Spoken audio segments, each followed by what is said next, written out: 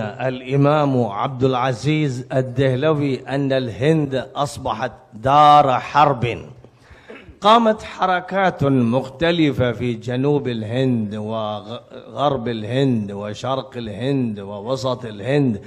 قامت حركات متعددة، وكانت كبرى الحركات الإسلامية التي قامت الهند وذرعتها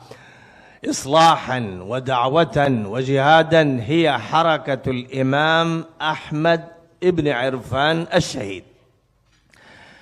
الإمام أحمد بن عرفان تربى على يد الشيخ عبد العزيز الدهلوي ابن الإمام ولي الله الدهلوي، وقام بحركة دعوية إصلاحية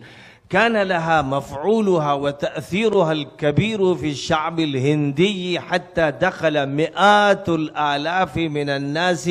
في هذه الحركة وبايعوا الإمام الشهيد بيعة التوبة،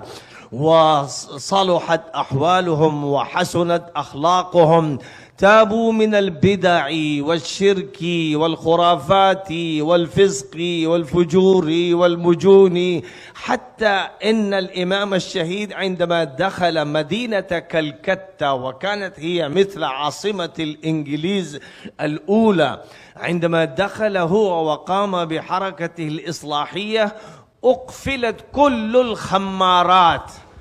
كل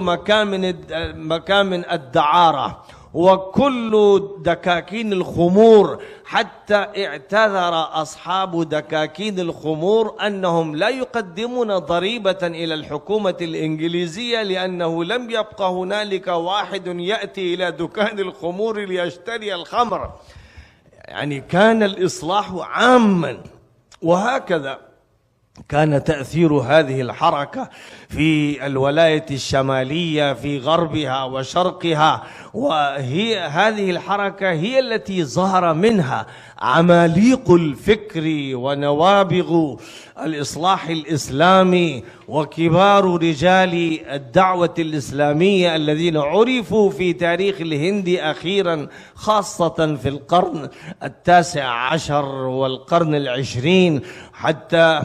كبرى الجماعات الإسلامية التي ظهرت في الساحة الهندية ثم شرقت وغربت، كالجماعة الإسلامية للأستاذ المودودي، وجماعة الدعوة والتبليغ للشيخ محمد إلياس الدهلوي، وجماعة